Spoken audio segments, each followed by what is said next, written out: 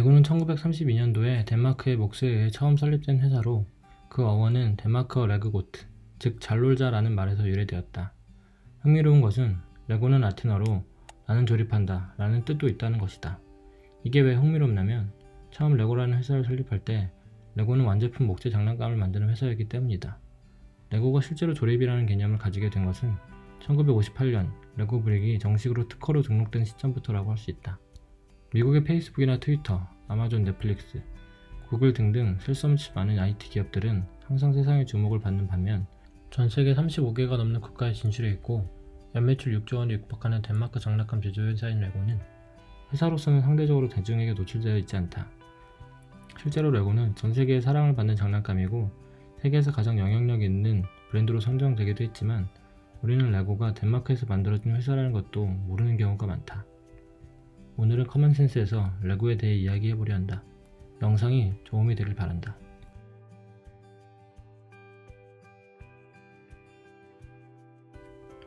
처음 레고에서 만들었던 브릭은 지금과는 형태가 많이 다르고 단순하며 브릭의 중앙이 비어있어 견고하게 결합되지 않는 형태였다. 그러나 1958년 현재의 견고한 레고 블럭이 개발되고 특허 등록을 하였는데 놀랍게도 이때 만들어진 브릭은 60년이 지난 지금의 브릭과도 완벽하게 결합이 가능하다. 더 놀라운 사실은 레고 브릭은 6개만 가지고 있어도 거의 1억 개의 형태를 만들 수 있다고 한다. 특허 등록과 함께 본격적인 사업을 시작한 레고는 레고 가족 3세인 키엘 키르크 크리스티안센이 1979년 31세의 젊은 나이로 사장을 맡으면서 제1회 호황기를 맞이한다.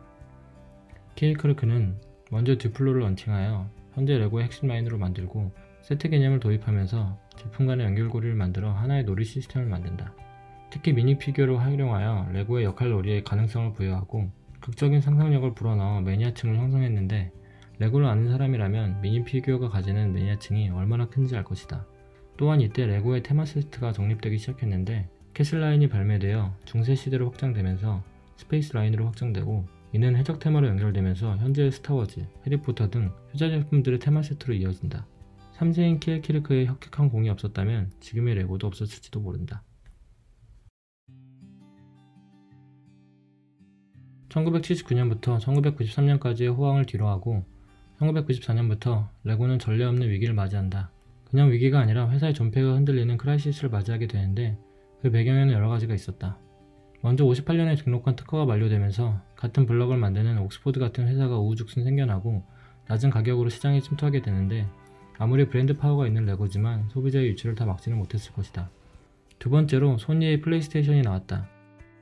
지금은 레고가 어찌 보면 완전히 직접적인 경쟁을 한다고 보기 어렵지만 그 당시의 비디오 게임은 아이들에게 레고만이 장난감이 아님을 알게 해준 것이다. 레고는 힘든 상황을 제품의 다양화로 극복하려 했는지 제품 개발과 종류를 늘리는 일에 집중하기 시작한다. 하지만 유니크한 제품이 늘면서 제조 생산성은 떨어지고 원가는 높아졌지만 판매는 되지 않는 악순환을 처하게 된다. 레고는 또한 사업군을 확장하기 시작한다. 아동복, 게임, 시계, 미디어, 영화 산업까지 진출하기 시작한다. 또한 1968년 개장한 덴마크 빌룬트의 레고랜드를 영국, 미국, 독일 등 세계 각국으로 확장하기도 하는데 아마 이것은 1993년에 레고의 브랜드 가치가 세계적 기업인 디즈니보다 우위라는 결과에 따른 선택이 아니었을까 생각한다. 레고의 무분별한 확장은 잠시 동안의 매출 신장을 가져왔지만 오래가진 못했다. 익숙하지 않은 분야로의 사업 진출은 손익 구조를 약화시키고 공격적인 신제품 출시와 유니크 블록의 개발은 개발 비용을 늘리며 생산 및 물류 효율을 악화시켰으며 블록이 다른 블록과 호환되지 않아 레고의 강점인 호환성을 잃어버리게 만들어 궁극적으로는 판매의 감소를 가져왔다. 결국 레고는 2003년, 4년에 2~3억 달러의 적자를 기록하여 급기야 다른 회사에 매각된다는 소문까지 들게 된다. 거의 막바지까지 몰린 것이다. 고민을 거듭한 크리스티안센 가족의 마지막 전략은 소유와 경영을 분리하여 전문 경영인으로 하여금 레고를 되살리도록 하는 것이다.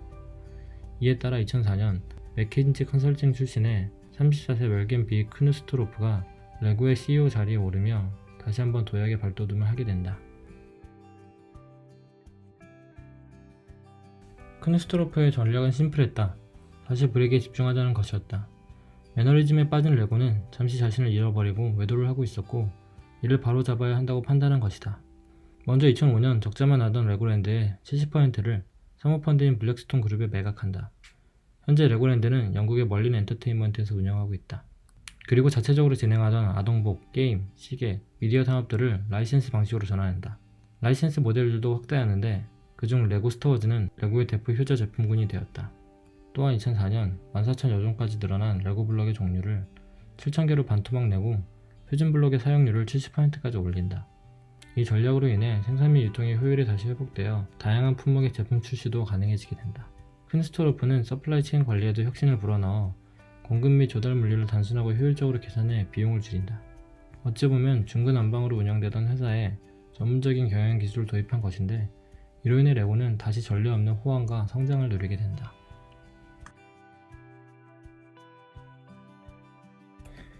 본인에 집중한 레고는 2006년부터 새로운 호황기를 맞이했다.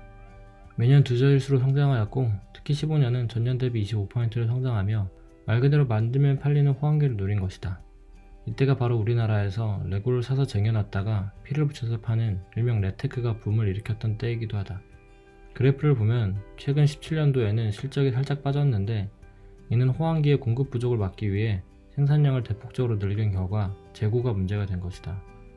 그러나 18년도 리포트를 보면 실적은 다시 소폭 반등하여 상승 트렌드의 그림을 그린다. 레고는 마치 아이들이 아직도 동화책을 놓지 않는 것처럼 직접 손으로 조립하는 장난감은 디지털 시대로의 전환이 가속화됨에도 수요가 없어지지 않을 것이라 주장한다. 또한 최근 중국 랩핀사와의 저작권 소송에도 승소하며 세계적 영향력을 보여주기도 한 레고는 선대부터 내려오는 품질에 대한 확고한 자신감과 신념을 바탕으로 끊임없이 규모를 키워나가고 있다. 한 회사가 사업을 시작해서 100년 가까이 지속하는 것은 쉬운 일이 아니다.